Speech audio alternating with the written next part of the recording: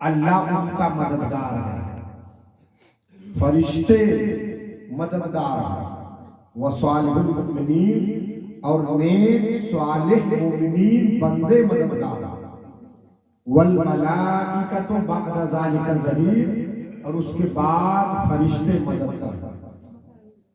اب آپ غور کریں، آپ نے جو اینٹ بھٹے سے تیار ہوتی ہے، جو مکان میں لگی ہے اینٹیں، آپ تو جان رہے ہیں وہ اینٹ کس چیز کی بنی ہوتی ہے؟ مٹی کی ہوتی ہے۔ جب اس کو مٹی کو گودا جاتا ہے، پھر ایک سانچے میں ایک ڈال کر اسے تیار کیا جاتا ہے، تو اینٹ جب تک آگ کے بھٹے میں نہیں پکتی تب تک کچی ہوتی ہے۔ بولو، آپ اینٹ سانچے میں بنا دیے، دھوپ میں سکھا دیے، ابھی بھی کچی ہے۔ کب تک؟ جب تک آپ بھٹے کی آگ میں، چمنی میں آپ نہ پکا۔ سمجھ گئے؟ ہے تو اینٹ، مگر وہی اینٹ آگ کے بھٹے میں پک جائے تو پکی اینٹ ہو جائے، اور نہ پکے تو کچی۔ اب بات سمجھ گئے؟ اب آپ بتاؤ، وہی کچی اینٹ آپ کے گاؤں میں تالاب ہے، کنواں ہے، اس تالاب میں کچی اینٹ آپ ڈال دو، تو ڈالنے کے بعد آپ 3-4 دن کے بعد، ہفتے کے بعد سوچو آپ نکال لیں تو کیا آپ کچی اینٹ نکال پاؤ گے؟ گل جائے گی، حالانکہ اینٹ ہی ہے۔ مگر جو چمنی اور بھٹے میں پک جائے، اس پکی اینٹ کو آپ تالاب میں ڈال دو، اور 10 دن کے بعد، مہینہ کے بعد، 1 سال کے بعد نکالنا چاہو تو نکل جائے۔ ارے ہے تو دونوں مٹی ہی کی بنی، مٹی ہی کی ہے، ایک سانچے سے بنی ہے، ایک مٹی ہے، ایک سانچا ہے، تھوڑا سا فرق ہے۔ ایک کو آگ کی بھٹی میں پکا دیا گیا ہے نا، ایک کو نہیں پکایا گیا۔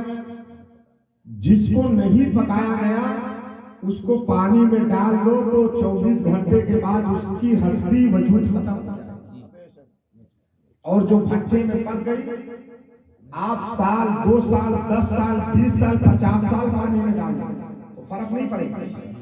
مگر ہے یہ حقیقت وہی مٹی ہے، سانچا ایک ہے، مگر بھٹے میں پکنے کی وجہ سے اس اینٹ کی طاقت بڑھ گئی۔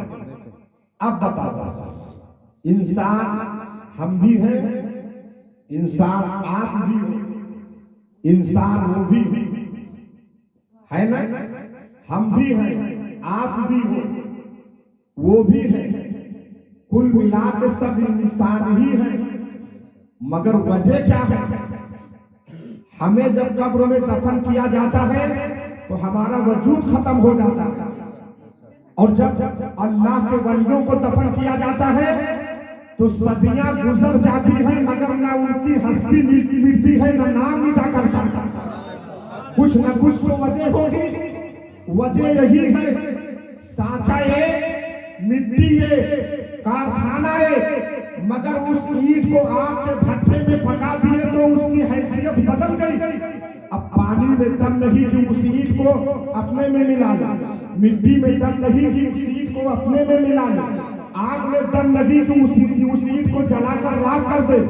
اسی طرح اللہ کے ولیوں کا معاملہ ہے، جو مصطفیٰ کی محبت کے عشق کی بھٹی میں جل جائے، جو ولیوں کی محبت کے عشق کی بھٹی میں جل جائے، جو شہید کربلا کی محبت کی بھٹی میں جل جائے، جو غوث پاک کی محبت کے عشق کی بھٹی میں جل جائے، زمانہ گزر جائے، زمین میں طاقت نہیں، زمین میں ہمت نہیں، اللہ کے ولیوں کو اپنے اندر ملا۔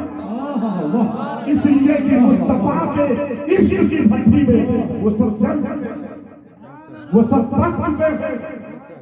اب آپ کو میں نے اسی لیے مثال دی، مٹی وہی، سانچا وہی، سب کچھ وہی۔ تو ایک دنیا کی آگ میں ایک مٹی کو جلا دو تو اتنا پاور، اور اگر کوئی مصطفیٰ کا امتی مصطفیٰ کی محبت میں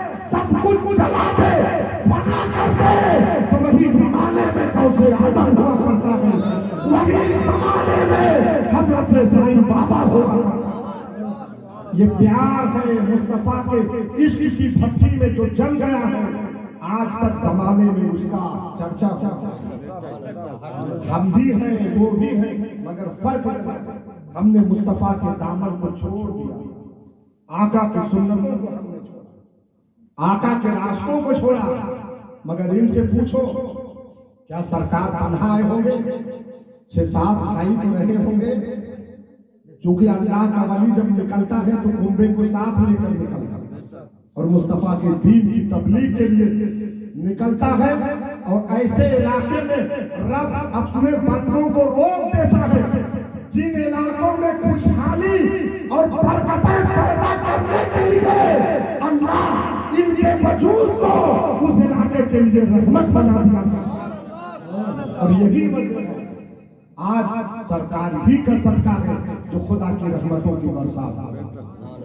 بتاؤ ابھی کورونا کال میں کتنی بیماریاں پھیلی، میں آپ کو دور کی بات نہیں بتاتا، اسی تادم مرینی علاقے میں 5 جنازے ایک ساتھ اٹھائے گئے۔ آپ پتہ کر لیں کیا سنا ہوگا، 5 جنازے ساتھ اٹھائے گئے۔ مگر بتاؤ اس علاقے میں اتنی بڑی بلا دنیا میں پھیلی تھی، مگر سرکاروں کا کرم رہا کہ نہیں رہا؟ تمہارے بچے بدیش میں تھے، دلی بامبے میں تھے، بتاؤ تمہارے بچوں کو نقصان پہنچا؟ نقصان کہاں پہنچے گا؟ ارے اس بستی کی حفاظت کے لیے اللہ نے سرکار سائیں بابا کو بھیجا۔ یہ کرم ہے خدا کی قسم، جن پر نگاہ رحمت ڈال دے ان علاقوں میں اللہ رب العزت نے ایسا کرم فرمایا کہ حضور کا جلوہ جدھر دیکھو ادھر کیا شان ہے سرکار۔ تو میں نے ایک چیز آپ کو بتائی، جب مٹی کا یہ حال ہے، اس آگ کے بھٹے میں اینٹ پک جائے تو نہ پانی گلا پائے نہ مٹی ملا پائے، تو جو مصطفیٰ کا عاشق نبی کا کلمہ پڑھنے والا رسول کے عشق کی بھٹی میں اپنے آپ کو جلا دے تو دنیا کی بات تو چھوڑو، دنیا کی آگ تو چھوڑو، ایسے اللہ کے بندوں کو عاشق مصطفیٰ کو دنیا کی آگ کیا ہے، جہنم کی آگ بھی نہیں جلا۔ اس لیے نبی کے دیوانوں ولی کل بھی زندہ تھا، اور انشاءاللہ اسی زندگی کے ساتھ سرکار ہماری رہنمائی کرتے ہیں، نسلیں چلی جا رہی ہیں۔ میں نے علماء سے سنا ہے جس علاقے میں یا علاقے کی سرحدوں سے کوئی باعمل عالم یا پرہیزگار دیندار دین کا محافظ عاشق رسول گزرتا ہے، اس علاقے کی بستیوں سے 40 سال تک اللہ قبر سے مردوں سے عذاب کو ہٹا لیتا ہے۔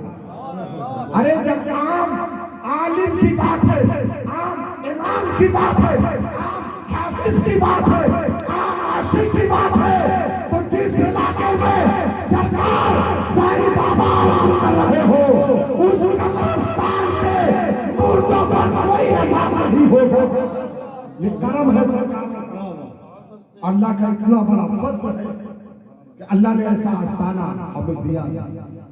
تو میں آپ سے ایک گزارش کروں، آپ کی محنت کی کمائی میں، بچوں کی کمائی میں اللہ نے جو دیا ہے محبت سے آپ سرکار کا خیال کرتے ہیں، وہ چاہے تو خود کر لیں، مگر ایک امتحان ایک آزمائش ہوتی ہے کہ ہمارے عاشق کر کر آپ ہر موقع پر سرکار کا خیال کریں۔ یہاں تو خدا کی قسم ایسا جلسہ ہونا چاہیے کہ اس علاقے میں محسوس ہو کہ کئی اطراف کے کئی ارد گرد کئی ضلعوں میں ایسا جلسہ نہیں ہونا چاہیے۔ آپ کی محنتیں انشاءاللہ رب لائیں گی۔ میں کہتا ہوں تھوڑا سا آپ حضرت کا ساتھ دیں، حوصلہ اپنے عالموں کا دیتے رہیں، کاندھے سے کاندھا ملا کر آپ چلتے رہیں تو انشاءاللہ تعالی آپ کا یہ خطہ سرکار کی دعاؤں سے چمکتا دمکتا تھا۔ اور دوسری بات، اللہ نے ہر مقام پر جگہ جگہ ولیوں کا آستانہ رکھا۔ آج دیکھو ایک ہستی سرکار ہی سے حضرت لال شہید بابا یہ تو سرکار ہی کے توسل سے سب حضرت کے رشتے تو ہوں، کچھ نہ کچھ تعلقات ہوں گے، تو ولیوں کا مسئلہ ہے، جب کسی ولی کا عرس ہوتا ہے تو تمام اولیاء کرام آتے ہیں، سب آتے ہیں، اس لیے کہ جس کا عرس ہے وہ دولہا ہے، سب آتے ہیں مبارکباد دینے کے لیے۔ تو آج میرے خیال سے ہر ولی اپنے مرکز اور اپنے آستانے سے سرکار کو مبارکباد بھی دیتے ہیں، اس لیے آپ خوش نصیب ہو، ہم تو نہیں دیکھ رہے ہیں مگر آپ کی محبت ہر آنے والا اللہ کا ولی دیکھ رہے ہیں، اس لیے پیار کرتے رہو، اللہ نے وہ مقام عطا فرمایا۔ اب آؤ ذرا قرآن سے ایک چیز ثابت کریں، ولی کا مقام آپ سورہ کہف اٹھا کر پڑھیں، 15 سے 16 بار آپ جائیں سورہ کہف اٹھا کر، اور اس میں قرآن کی بات کر رہا ہوں، یہ کوئی میرے گھر کی کہانی نہیں ہے، اور میں چیلنج کرتا ہوں کوئی بھی بدعقیدہ غیر مقلد اگر ولیوں کو نہیں مانتا تو میری بات سن کر قرآن دیکھ کر ولیوں کو ماننا شروع کرے، اور میں دعا کرتا ہوں آج کی رات جس کے دل میں ان آقاؤں کی محبت کم ہو، اللہ آج کی رات اسے سرکاروں کی چوکھٹ پر لا کر یہ بڑی متبرک رات ہے۔ اصحاب کہف، سورہ کہف آپ قرآن پڑھیں، 6 لوگ تھے، اپنی بستی کو چھوڑ کر رات کے اندھیرے میں نکلے، اور کیوں نکلے تھے جانتے ہیں؟ ہو سکتا ہے سب قرآن نہ پڑھ سکتے، اس لیے نکلے تھے جس بستی میں اللہ کے 6 بندے تھے اولیاء کرام، اس بستی کا بادشاہ دقیانوس بہت ظالم بادشاہ، حضرت بات مختصر کر رہا ہوں، بہت ظالم بادشاہ دقیانوس بادشاہ اس کا نام، اس بادشاہ نے کہا دیکھو حکومتیں کبھی کبھی ظلم کرتی، کبھی کبھی حکومتوں کا ظلم بڑھ جاتا ہے تو ہم آپ عبادت بھی نہیں کر پاتے، تو اس ظالم بادشاہ نے کیا کیا جانتے ہیں؟ اس نے کہا کہ بعد بعد الموت، یعنی موت کے بعد پھر اللہ زندگی نہیں دے گا، یہ بادشاہ کا عقیدہ تھا قرآن کے خلاف۔ تو جو 6 اللہ کے بندے تھے انہوں نے کہا کہ اگر بادشاہ کی بات نہیں مانیں گے تو یہ ہمیں پھانسی دے گا، اس سے بہتر ہے چلو ایمان بچانے کے لیے شہر ہی کو چھوڑ دیتے ہیں۔ وہ لوگ رات میں نکلے جب دنیا سو رہی تھی، ظالم بادشاہوں کا حال جانتے ہیں، وہ اپنی طاقت کی بنیاد پر وہ اپنی مرضی سے کام کروا رہے ہیں، ابھی ہوا کیا دیکھ رہے ہیں حالات کیسے ہیں۔ خیر، تو اس نے کہا کہ موت کے بعد قبر میں جانے کے بعد دوبارہ اللہ نہیں اٹھائے گا، تو اللہ کے 6 بندوں کا یقین وہی تھا جو قرآن حدیث کا تھا، انہوں نے کہا نہیں، بعد سے بعد الموت، یعنی جب تیسری بار ہم قبر پر کسی کی قبر پر مٹی ڈالتے ہیں تو ہم کیا پڑھتے ہیں؟ وَمِنْهَا نُخْرِجُكُمْ تَارَةً أُخْرَىٰ، اور اسی سے دوبارہ اللہ تعالیٰ نکالیں گے۔ اللہ کیا کہتا ہے؟ ہم اسی سے دوبارہ نکالیں گے۔ تو بادشاہ نہیں مانتا تھا خدا کی اس بات میں، تو 6 لوگ رات میں نکلے، کہا نہ بادشاہ کو خبر ہو نہ رعایا، جب رات میں نکلے تو اس بستی سے نکل کر جب آگے بڑھے تو راستہ ایک جنگل سے گیا تھا، پہاڑیوں کے بیچ صحرا تھا، اسی صحرا میں ایک چرواہا اپنی بکریوں کے ریوڑ کو بیٹھایا، چونکہ رات ہو گئی تھی، بکریاں بیٹھی تھی سر ملا کے، چرواہا سو رہا تھا۔ چرواہے کے ساتھ پہلے اور آج بھی پہلے ہر چرواہے کے ساتھ شکاری کتے رہا کرتے تھے، کتوں کا کام تھا کہ جانوروں کی رکھوالی کرنا، تو چرواہا سو رہا تھا، بکریاں سو رہی تھی، وہ کتا جگ رہا تھا کیونکہ رکھوالی کر رہا تھا۔ جب وہ لوگ اللہ کے 6 بندے اس کے قریب سے گزرے، راستہ تھا، تو جب آگے بڑھے تو کتا چپکے سے اٹھا، مالک کو چھوڑا، جانور کو چھوڑا، ان 6 بندوں کے پیچھے پیچھے ہو گیا۔ یہ میں تفسیر کی بات کر رہا ہوں، قرآن کی بات کر رہا ہوں، آپ پڑھیے تفسیر نعیم الدین مراد آباد۔ ان کے پیچھے پیچھے ہو گئے، جب کچھ دور گیا تو 6 میں ایک کا نام مقسم مینا تھا، ایک کا نام یملی تھا۔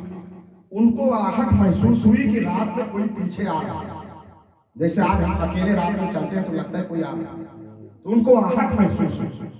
انہوں نے مڑ کے دیکھا تو کتا پیچھے آ رہا تھا، تو وہ جھکے ایک کنکر اٹھائے، کھلاؤ کتے کو مار۔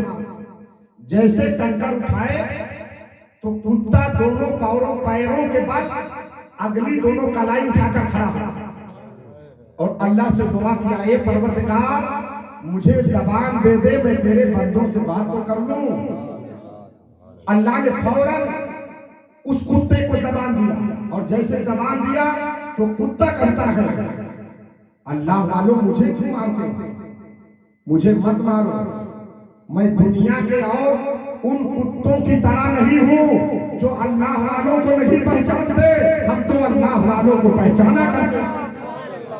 ذرا دیکھو قرآن کا بیان کرنے کا انداز دیکھو۔ قرآن کہہ رہا ہے، کتا بول رہا ہے، میں تو پہچان رہا ہوں اللہ والوں۔ تب انہوں نے کنکر اٹھا کے رکھ دیا زمین پر اور آگے بڑھے، کتا پیچھے پیچھے پیچھے پیچھے چلتا رہا۔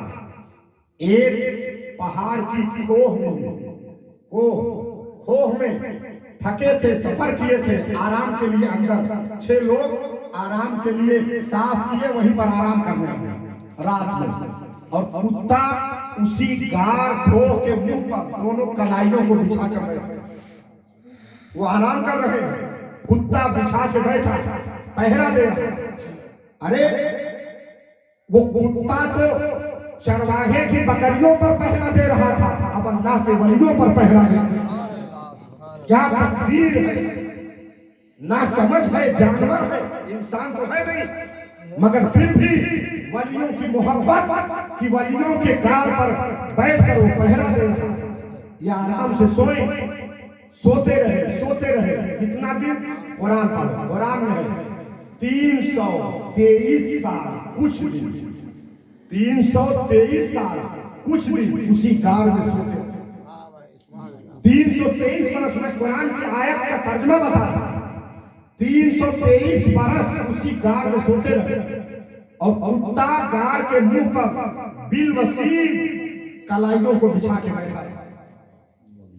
اب آپ سے پوچھنا چاہتا ہوں، اگر آج ہمارے گھر میں ہم آپ 10 دن 15 دن نہ کھانا کھائیں نہ پانی پئیں تو زندہ رہیں گے؟ چلو 10 دن 15 دن، چلو 1 سال اگر کوئی کھانا پانی کچھ نہ کرے تو کیا زندہ رہے گا؟ 323 سال کچھ دن اللہ کے بندے غار میں سوئے۔ اب غور کرو، کتا پہرا دے رہا، اب سورج جب نکلتا تھا تو دھوپ ان کے جسم پر پڑتا، غار کے منہ سے دھوپ جاتی تو جسم پر پڑتا، اس کی دھوپ سورج کی۔ تو اللہ قرآن میں کیا کہتا ہے سورہ کہف میں؟ وَتَرَشَّمْ، اللہ کہتا ہے سورج خبردار اپنے نکلنے کا راستہ بدل لے، کیا تجھے خبر نہیں میرے ولی آرام کر رہے ہیں؟ سورج نے راستہ بدلا۔ پھر جب سورج پچھم کی طرف گیا تو پھر غار کے منہ سے دھوپ آنے لگی۔ پھر اللہ نے فرمایا وَتَرَشَّمْ، سورج اپنے ڈوبنے کا بھی راستہ بدل دے، کیا تجھے خبر نہیں کہ میرے دوست آرام کر رہے ہیں؟ سورج نے راستہ بدل دیا۔ اب 323 برس کچھ دن سوتے رہے۔ میں آپ سے پوچھنا چاہتا ہوں، کوئی 1 سال بھوکا بغیر کھانا پانی کے اگر اسے چھوڑ دو، قید خانے میں بند کر دو تو زندہ نہیں رہ سکتا۔ 323 سال خدا کی قدرت، اللہ کا کلام کہہ رہا ہے وہ زندہ رہے۔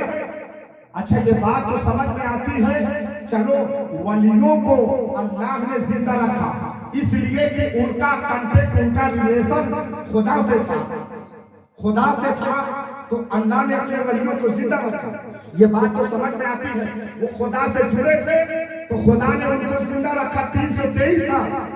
مگر کتے کو کس چیز نے زندہ رکھا؟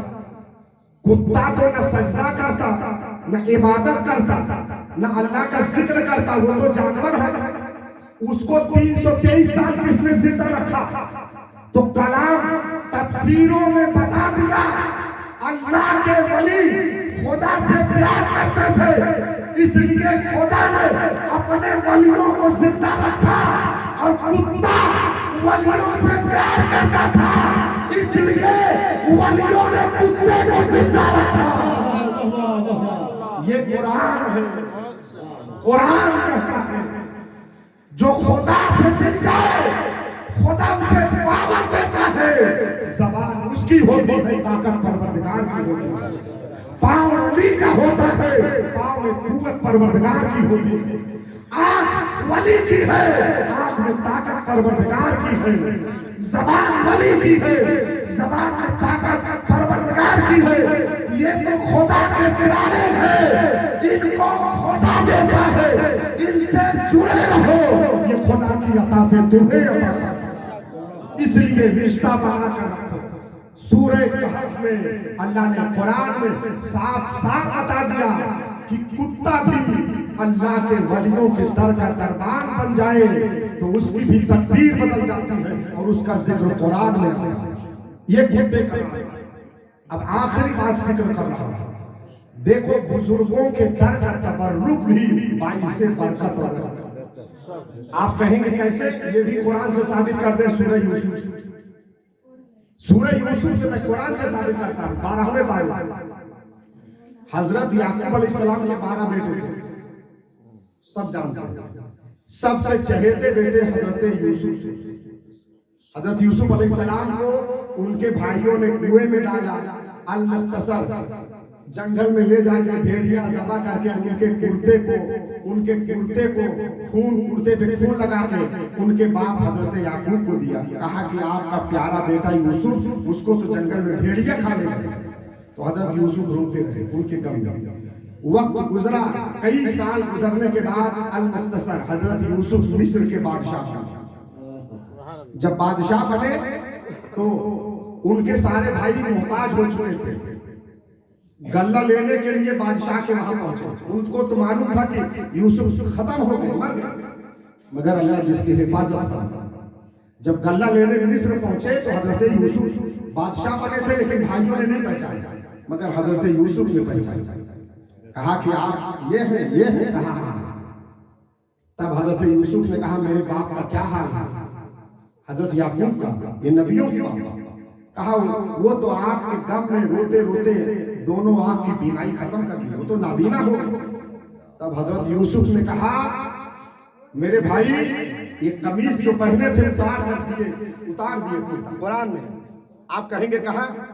تو اذهبوا بقمیصی، اذهبوا بقمیصی.